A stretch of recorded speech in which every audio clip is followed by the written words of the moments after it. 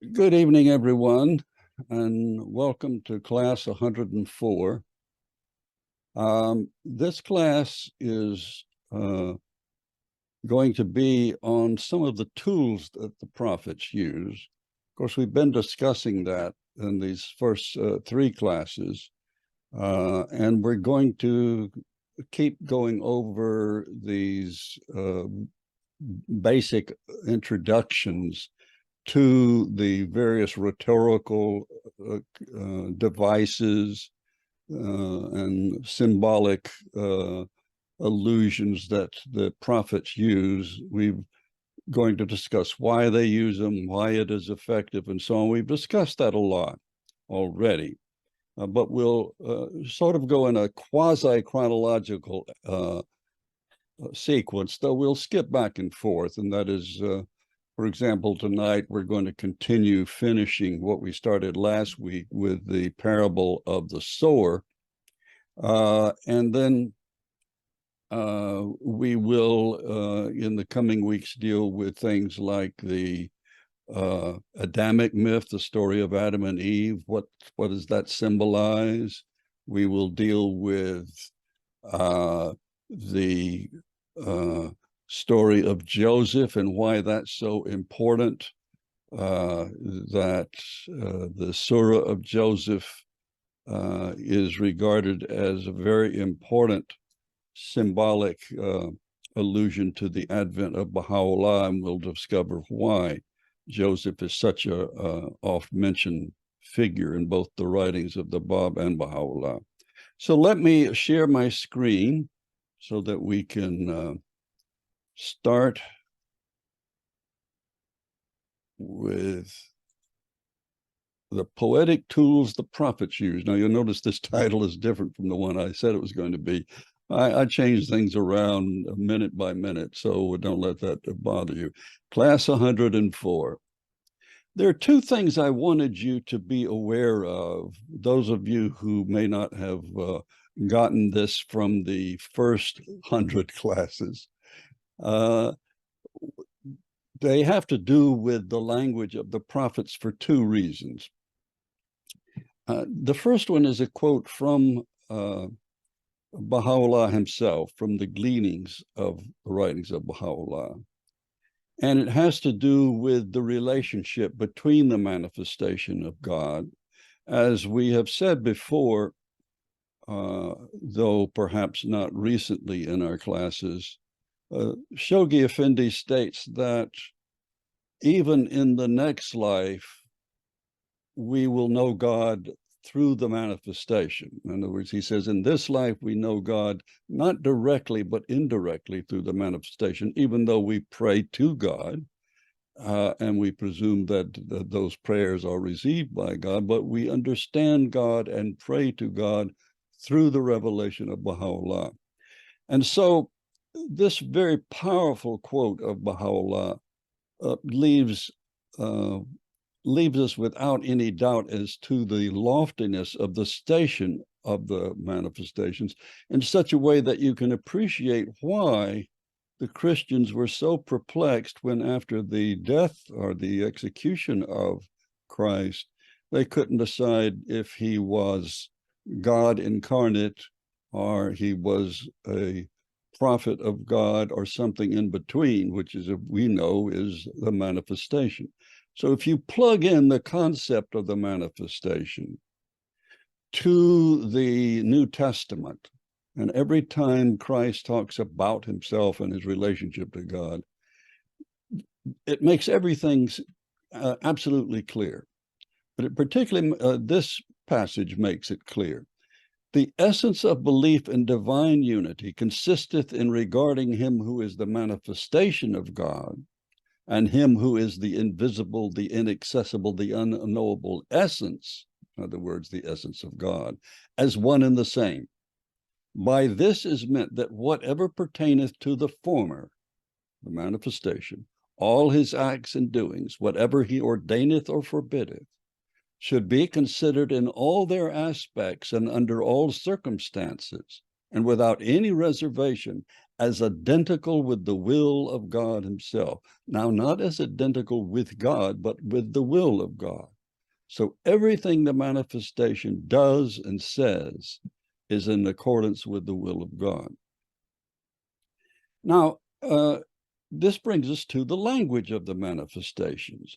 And this is something that very early on as a Baha'i, I wanted to understand. And this passage clears up the question I had, and that is the manifestation simply an amanuensis for God, simply speaking what God says directly to him, and he repeats it word for word?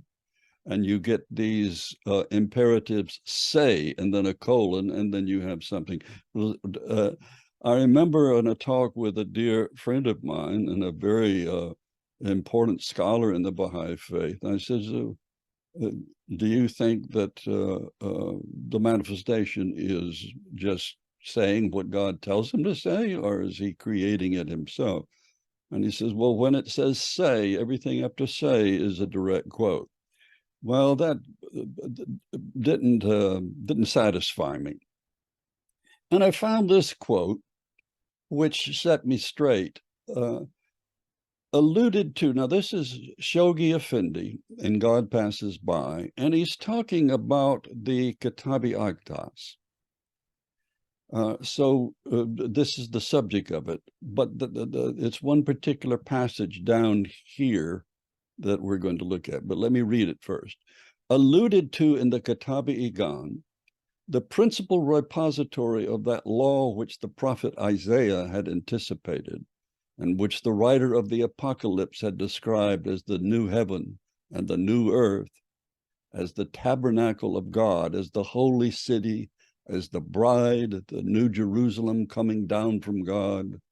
This most holy book, the Kitabi Aqdas, whose provisions must remain inviolate for no less than 1,000 years, and whose system will embrace the entire planet, may well be regarded as the brightest emanation of the mind of Baha'u'llah, as the mother book of his dispensation and the charter of his new world order.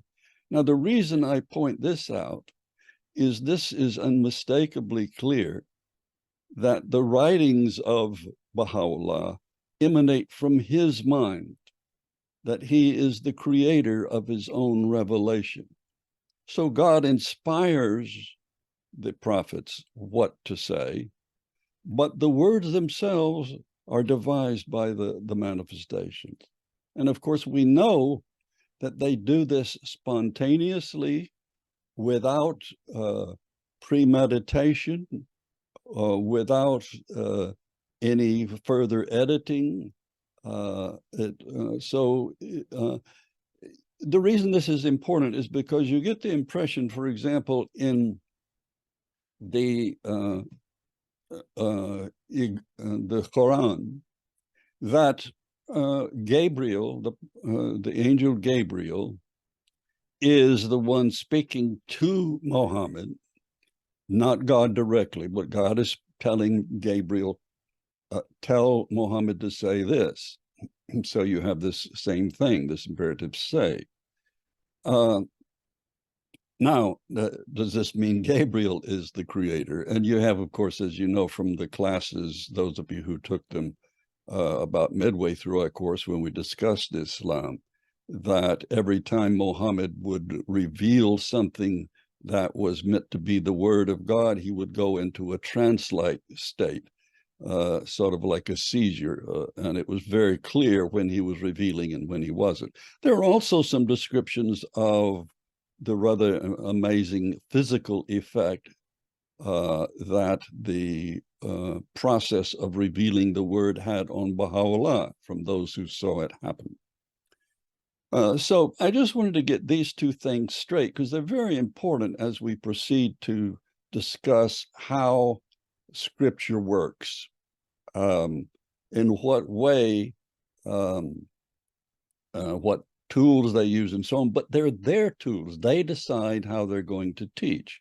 So as we get to the finishing the discussion of the parable of the sower, this is where Christ tells his disciples why he speaks in parables. Whereas in his letter to the Pope, Baha'u'llah says, I don't use parables. I speak directly, clearly. But this doesn't mean he doesn't include analogies and parables and allegories in some of his works. But Christ just spoke almost exclusively in parables, except when he's giving the law, which occurs in about chapters 5 through 7 in the book of Mark, or Matthew, I forget which. So we've done this so far. We've gone over the 9 different categories of literature that Baha'u'llah utilizes or choose to utilize. And notice he'll choose the one that's appropriate to the subject at hand. So you might think that discussing the spiritual nature of this revelation would be very poetic and very use a lot of imagery. But no, the Kitabi Igan, which is the apologia for the Baha'i, for the Baha'i faith, actually, which means it's a justification or proof of it, is an essay. So at any rate, that's something we have looked at, and I hope you found that useful. And then we went over questions to ask when you're looking at a passage or a work. And of course, you need to look at the passages individually, because sometimes the passages will contain discussions within them that are of a different type. What are some of the major categories of titles? Well, this was a question that was raised the last class, I believe, or perhaps the class before, and that is, why does Shoghi Effendi call some of the works books, some of them tablets, and some of them surah? And of course, one of the reasons is that if you look at a list of, say, 100 of the most well-known works of Baha'u'llah, and he wrote well more than 100, but a list of 100 is not hard to come by. You have about 5 of those, this is just proportions, these aren't exact, that are called kitab, or book. You have about 60 that are called law, or tablets. And you have about 40 that are called sur, so, such as the Sur Sabra or the Suri Haykul and so on. So the Shoghi Effendi decides how to translate the title of the work, whether he will use one of those, well, he will use the word book, such as the Book of Certitude, or a tablet, and so on. And of course, this came up because the title of the tablet to the son of the wolf is called an epistle, and yet there's no Arabic or Persian title that uses the word epistle. So the Guardian translated the titles according to what he thought would best describe the nature of the work. So that's important to know. So we last week and the week before looked at some of the rhetorical devices, the metaphor and how it works. You've got what you're talking about and what represents it, and how these two essentially different things are alike. So remember, it's a comparison, but between different categories of things. So you've got the meaning, which is how these two things are alike. So they're essentially different, but alike in some way. And that's what your job is in solving the puzzle of the metaphor. What is it like? What are the two things these things share in common? Then we discussed the metaphor's example. The manifestation is like a mirror. Why? All right, because he perfectly reflects and thus reflects the attributes of God and makes them understandable to us. Symbols we discuss, unlike metaphors, instead of having something in common, even though sometimes a metaphor can become a symbol, the symbol alludes directly to the meaning, but we want to sometimes uncover that illusion. How did it come to mean that? And so a lot of times you go to history, you go to examine how that illusion, sometimes you figure it out and sometimes you don't. As I said before, it's very much like the study of etymology. How did a word come to represent something? After all, a word is just a sequence of letters that cause a sound. Well, how did that sound come to represent an object? So all words, in effect, are symbols. We gave the flag representing the United States as an obvious example. The word tree, and then he said all words are symbols. The word tree represents this object, but how did it come to represent that? Well, if you want to study etymology, you can find out. The special station of English we discussed last time, and that is Shoghi Effendi chose to do the authoritative translations in English. He did so for a number of reasons, but one reason, as we mentioned, is that English is very rich, has a variety of words, of synonyms, and consequently it can make things that are abstruse or unclear in Persian or Arabic clear in English. So, as I said, the House of Justice chooses English translations of the Guardian and not the original work when looking at the sacred text and what they mean when they're trying to make a decision about something. They use the same process that an LSA does in making a decision. You first look at the spiritual teachings related to the subject or question at hand and see what spiritual principles have a bearing on what you're trying to decide or what decision you're trying to make about a question of, say, personal matters or how to go forward with a teaching event or so on. Shoghi Effendi, as we mentioned, also chose the Elizabethan style because it has the classic beauty of the King James Bible, which he dearly loved and which still bears up. And of course, the King James Bible is the same language at the same time of Shakespeare. So it's Shakespearean or Elizabethan style of English. We also went over the three stages, we only looked at two of them, in the evolution of the English language from its origins, which occur between 300 to 500 AD after Christ, or the Common Era.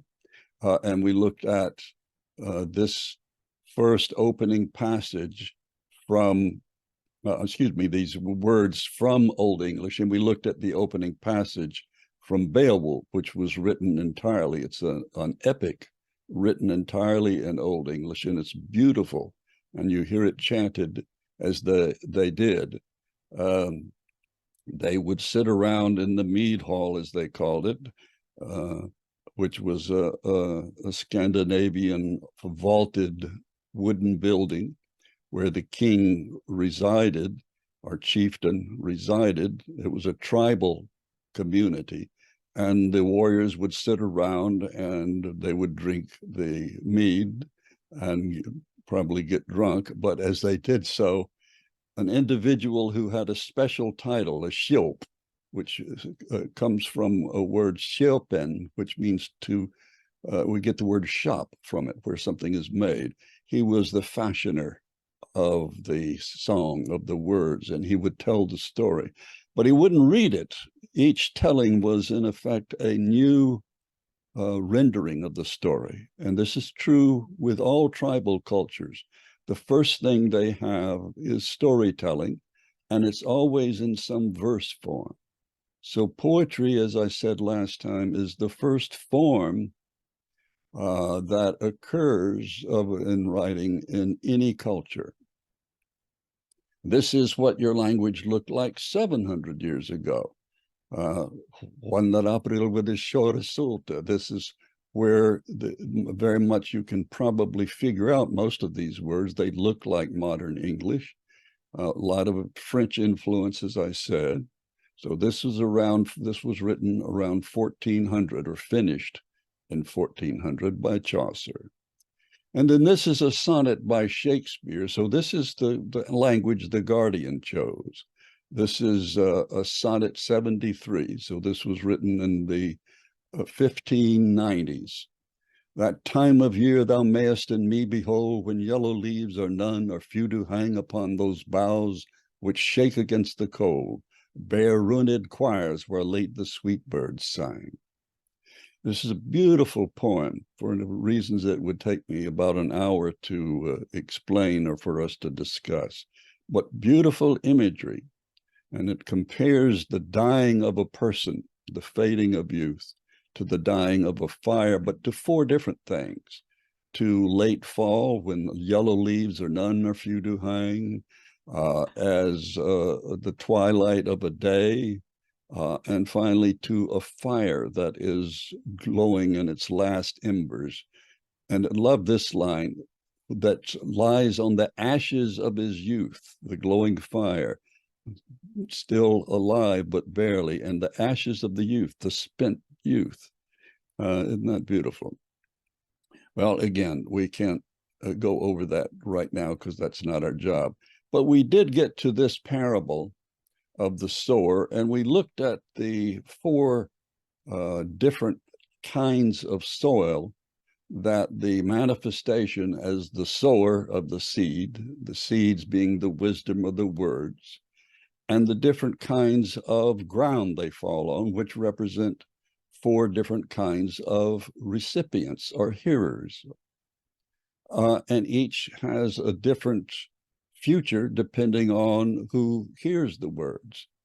And of course, the good ground, the fertile ground, is where the fruit is brought forth.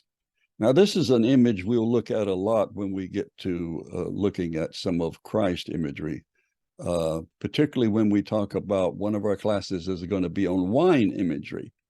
And Christ uses that, not as much as Baha'u'llah does, but he uses that symbol a great deal.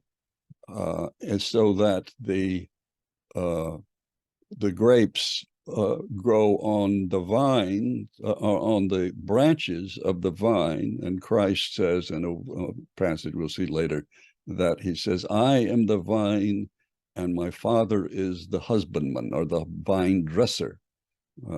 And you are my branches. And of course, the fruit comes forth from the branches, and the fruit represents the works of those who work in the vineyard. Of course, that term is used in the Baha'i writings. And so the wine is made from the fruit. So, well, we'll get into that later, but you see where it goes. And so I suggested that one tool you can use, particularly with a long conceit like this, and a conceit is simply a word for a metaphor that's extended, that's lengthy and abstract, where it's trying to get at some abstract concept. And of course, this is about the process of revelation. So we first put down what we do know, as I said last time, trying to figure out what we don't know. And what the main thing we're trying to discover is, of course, the meaning. So how do we do that? Well, we put down the vehicles. So we know we have a sower and we have seeds, we have waysides, fowls. So these are all the particular things that are mentioned in this passage that we know are symbolic or metaphorical. Now, notice I use those words interchangeably. You could say they're one or the other. So certainly the seeds are symbols of words because they bring forth growth and so on. The same thing with the sower. So you can say it's a metaphor, but it's also symbolic. So let's see how we do that. Well, the first step, we can fill in some of the things we obviously know, that the sower is Christ, the manifestation. And he comes to change humankind by conveying the word, the seeds. And so the seeds are the divine utterance, and the words are sown or scattered, so they are available to all alike, but only some get it, and some don't get it, and some get part of it, but they're not deepened unless they attain certitude. That's why the book of certitude is so important. That's how you attain confirmation and so on. So we know some of these. So what are these? Well, rather than go through the whole process that you can go through, they're on these slides, but So this is a complete explanation of, or if you will, interpretation of this parable based on using this process of discovering what you don't know by what you do know. But Christ does it for us, and this is why this is such an important parable. This is the parable where the followers of Christ, because he's used parables in talking particularly to the Sadducees and the Pharisees, but the Sadducees loved to throw questions at Christ that seemed paradoxical. For example, one says, if a man is married and his wife dies and he takes another wife, who will be his wife in the next world? And Christ, and of course that is perplexing, who has primacy? And he says there will be no giving and taking of wives in the next world. In other words, he's saying a very profound ontological statement about our existence in the next world, that we will be individual souls, and that the relationships we have in this world may still maintain, but there obviously there won't be gender distinction because the soul has none. All right. We go on to the statement where Christ explains why he does this.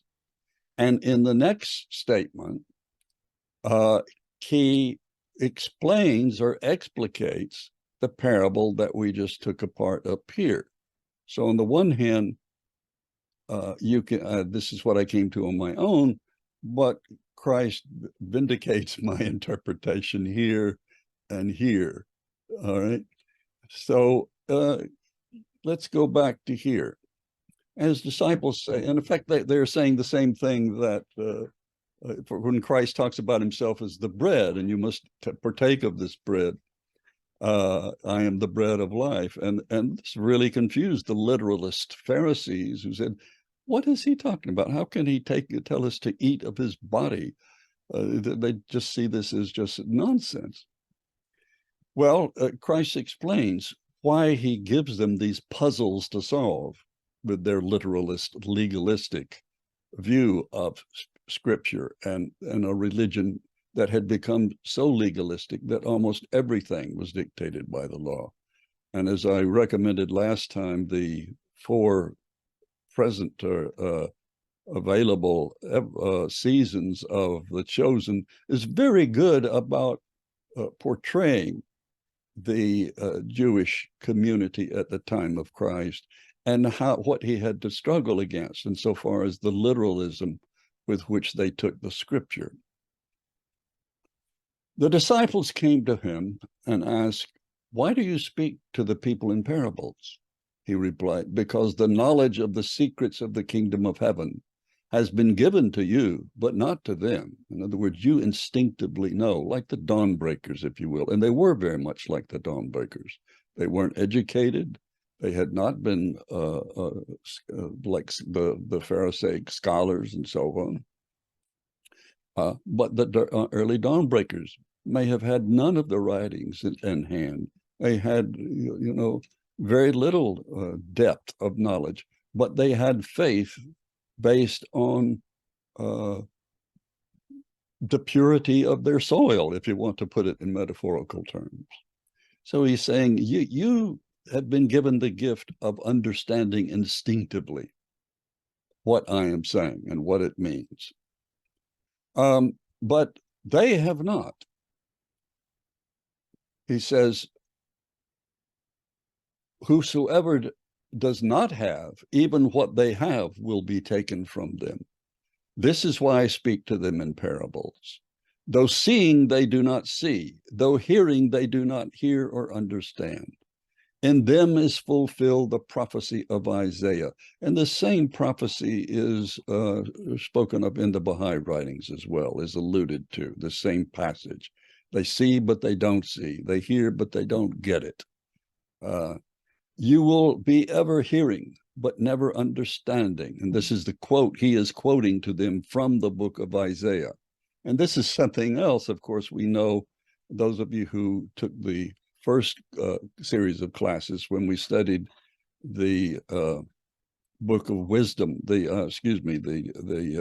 tablet of wisdom, the fact that the manifestation can quote from any book. And Baha'u'llah describes that in the tablet of wisdom, where he says, whenever I need to cite a passage from something, the passage appears before me, and I simply can recite it. And so this is one of the amazing things. If you look at a decent Bible, by decent, I mean one that has full footnotes, you'll see that almost everything Christ says in his talks are either quoting directly or alluding directly to passages from the Old Testament. So, for example, one of the most famous ones is when he's on the cross and he says, Father, why dost thou forsake me? And of course, they feel that, well, he's lost his faith. No, he's quoting from Psalm 22, which describes the crucifixion in detail, in great detail. So he's fulfilling their own prophecy, and they don't understand it. So he's quoting Isaiah here. You will be ever hearing, but never understanding. You will be ever seeing, but never perceiving.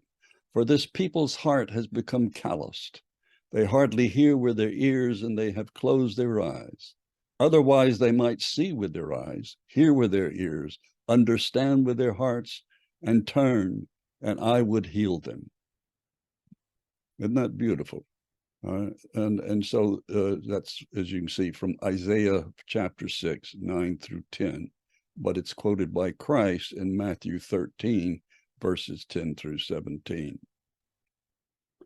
So, blessed are your eyes because they see. This is a continuation of his same discussion with his disciples. And then he explains how the parable works. So he's giving them a lesson the same way I was trying to show you how to unravel the meaning of parables or metaphors or symbols.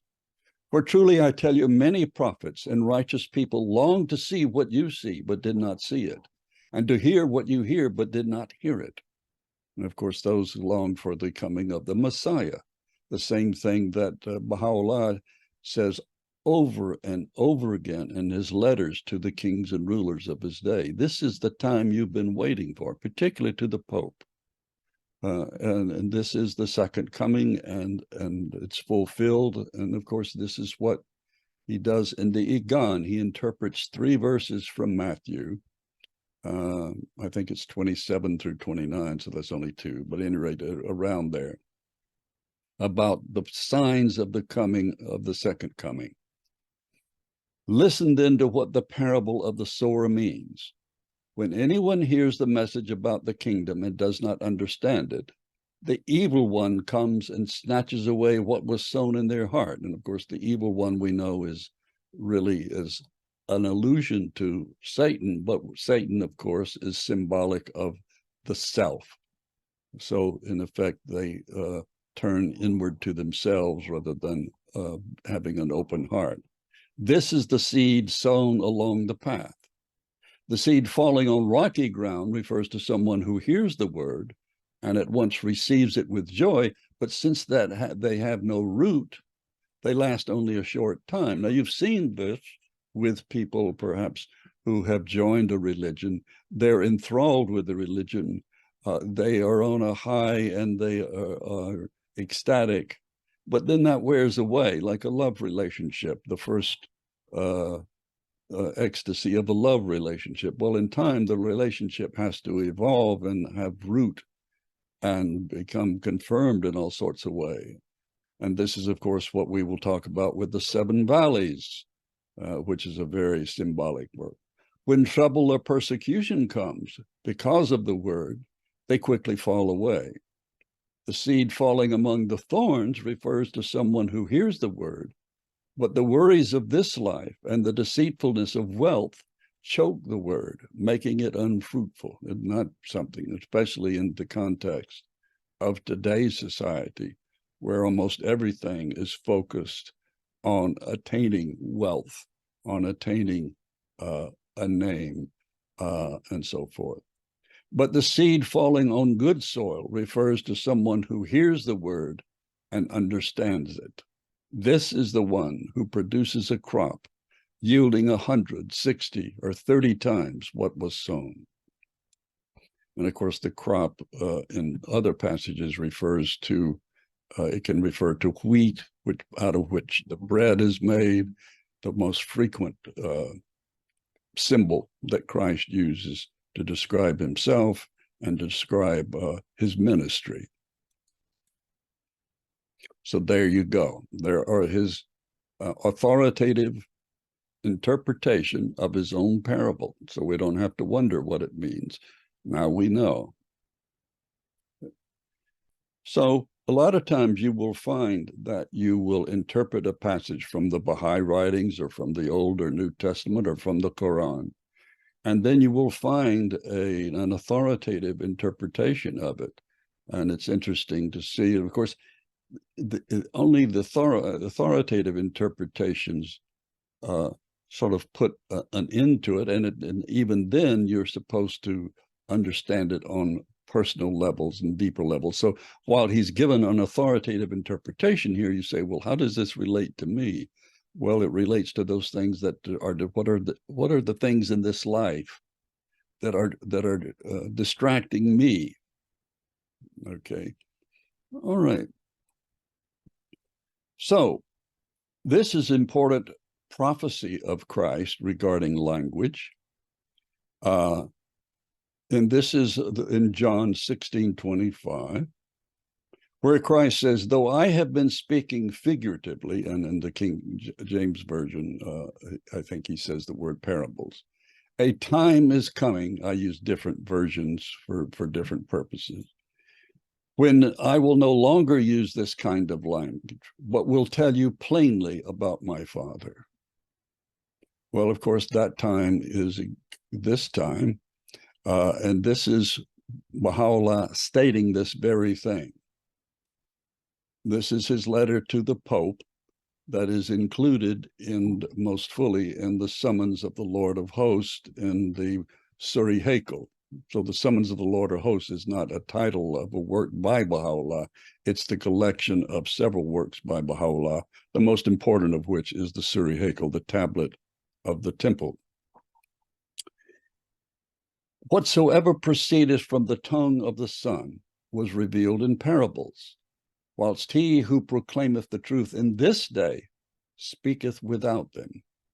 Take heed lest thou cling to the cord of idle fancy, and withhold not thyself from that which hath been ordained in the kingdom of God, the Almighty, the All-Bountiful.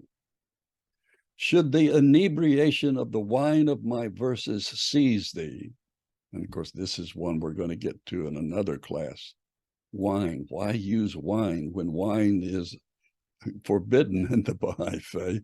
Why use this all the time in a positive sense?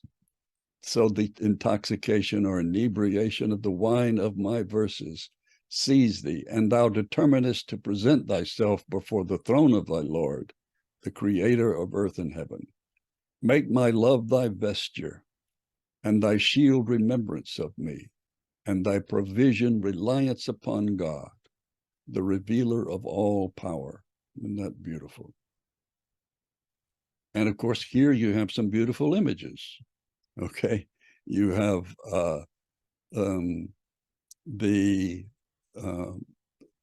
my love will be your vesture, your cloak, your clothing.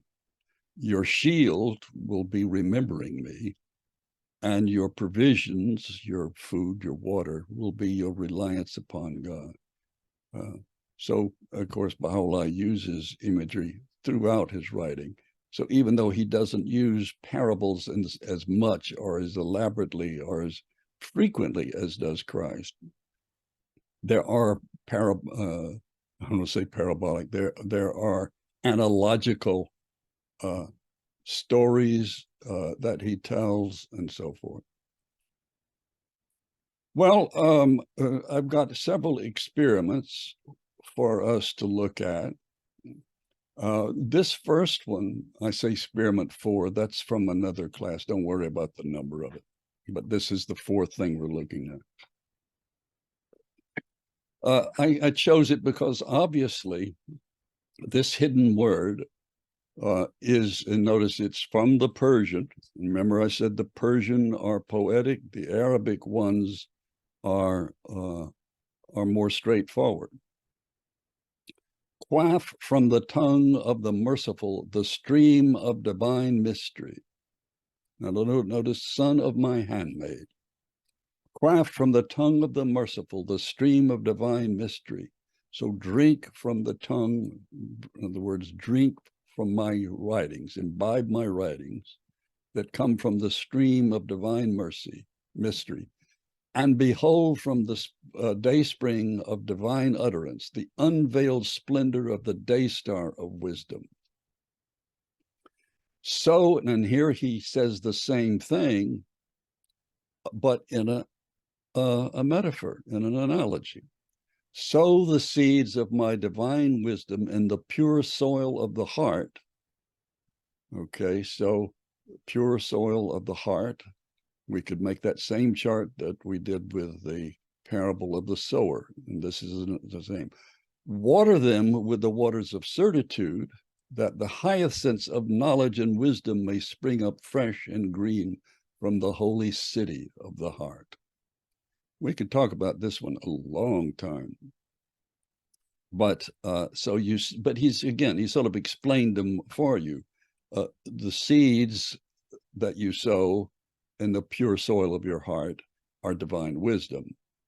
The waters with which you water these seeds are certitude. How do you get certitude? Well, you read the book of certitude, you follow the regimen that Baha'u'llah has devised for us in this day, which consists of prayers, fasting, all kinds of daily exercises that keep us together as an individual and as a community, as a family and as a community, that the hyacinths of knowledge and wisdom may spring up fresh and green in the holy city of the heart. So the heart is a holy city of pure soil. Isn't that beautiful, though? And again, the more you meditate on it, the more levels of meaning you will see in it. And so here I've done this with the chart.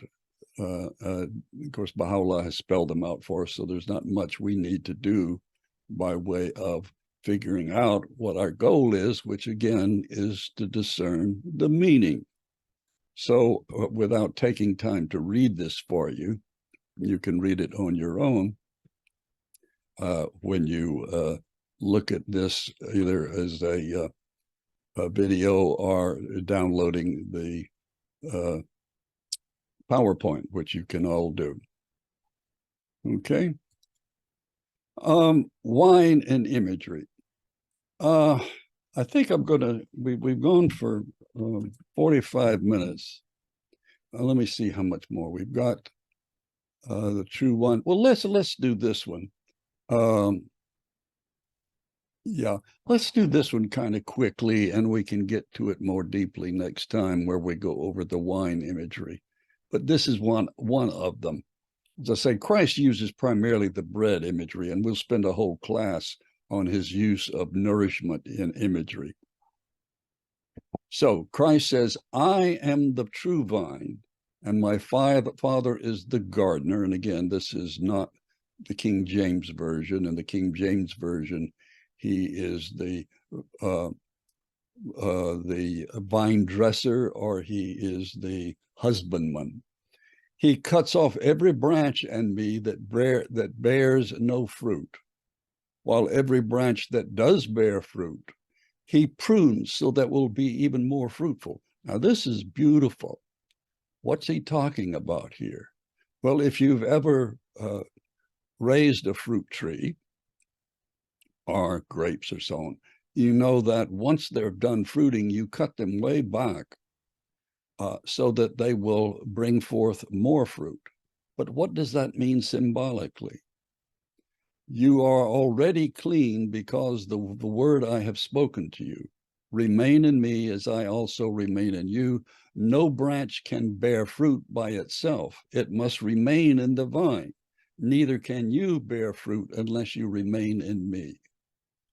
So we'll discuss this more when we talk about the wine image, but I love this because it means, well, I wish we already had started our, well, we'll discuss it more in the Q&A, but this is obviously referring to tests that you, as Baha'u'llah and Abdul Baha talk about so frequently. It is only through tests and suffering that you develop spiritually. Otherwise, you're in a point of stasis.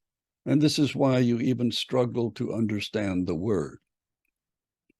So if it were simple or easy, we wouldn't learn much. We would simply have the information poured into our brain and we would become like some form of artificial intelligence, but we really wouldn't be creative, would we? Of course, we're being frightened now online by those who say in 10 years or so, artificial intelligence will be autonomous and will be able to fight against us and so on.